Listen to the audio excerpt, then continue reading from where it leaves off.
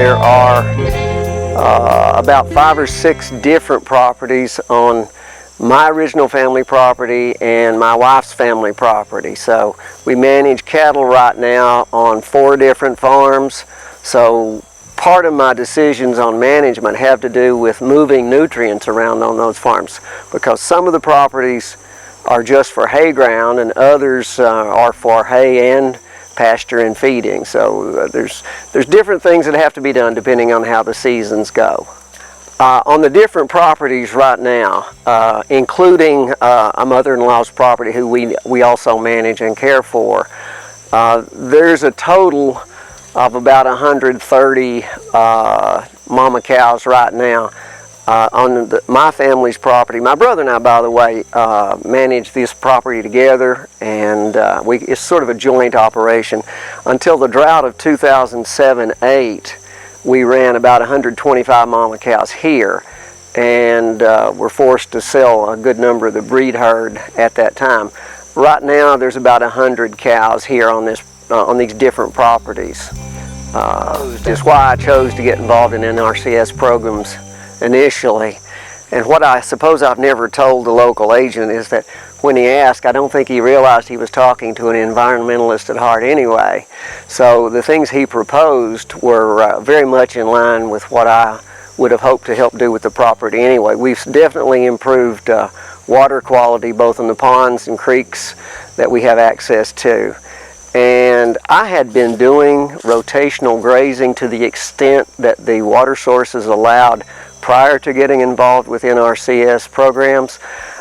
Having done a couple of these water projects in which I've put in tanks in different areas, I now have many more management options. I'm in better control of feed utilization.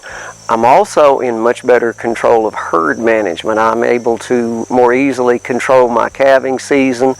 The different paddocks just give me a much greater range of opportunity in terms of how I can contain those animals, how long I can keep animals, how I can wean animals and manage sale times. So just in many ways improved the many different options that I've got in terms of managing the resources we have. What's really impressed me too is the impact we've made on the creek. For all of this property, the only water supply was a creek way down in the corner. It was ugly what 60 or 70 mama cows and the rest would do on that creek bank. And now that's all fenced off, and if you couldn't see the neighbor's barn across the way, you'd think you were looking at the way it was 100, 200 years ago. Prior to developing these water systems and the rotational paddocks, I was basically in a system where you grew grass during the year. When the cows ate all the grass, you started feeding hay, and you fed hay until spring started producing new grass. Because of the different options that we have now, I've found that stockpiling is a much better option. Just last week I put out about 50 units of nitrogen on about 50 acres of pasture, so I'm looking at stockpiling for a good 3 months or so before some of those pastures come into need. But one thing that I've enjoyed tremendously about working with this program is the shift in my responsibilities, because I'm not a full-time farmer. I still work part-time for our school system. So I'm required to be at other places at times when the cattle need feed. So what I've discovered is that I will, in the fall, maintain cattle on paddocks where the grass is gone, and I'll roll out hay in what I call shirt sleeve weather. I'll go do feeding in October, November, when I can wear a sweatshirt to do that feeding and conditions are good, and I'll maintain these high pastures until December, January, and even into February. So what I'm doing, which is making my job a lot more tolerable, is shifting that feed burden into months that when I really don't want to be on a tractor, when it's a lot more convenient to open a gap and allow those animals access to pastures And I have noticed too in doing that, I think our body condition for the herd is improved. I'm seeing, I think due to two things. I think we've reduced the parasite load through this higher grazing, and probably a better quality of nutrition throughout the year.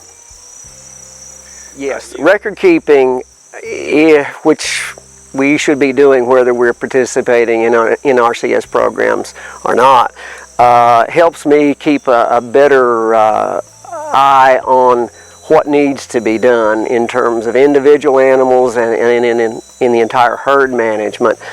One of the things that I'm involved with too is a wildlife program in which my mowing patterns are designed to promote opportunities for animals to escape from the mowing during times that we're producing our hay crop. I have watched carefully, looking for the impact on wildlife, and I think there's some truth in it. For people viewing though, and who want to participate, and of course I'm positive that I want to do whatever I can to promote the better habitat and success for wildlife to survive. But what I've noticed too, we're in East Tennessee where fields have irregular shapes and sizes, and the mowing pattern, for example, it's a problem. It's a burden. You have to work at it to be successful. And I would caution anyone, if you have fields that don't lend themselves to the types of patterns that the system requires, probably participation is not something you're going to want to get involved in, simply because you really have to work at it. Now, does it work? I think it does, and I notice the number of hawks that follow me through the fields as I do the mowing, and I believe that we are helping what's out there. So looking at everything I've done in my involvement with NRCS, everything has been positive in terms of supporting the environment. I'm very pleased with being involved in those programs.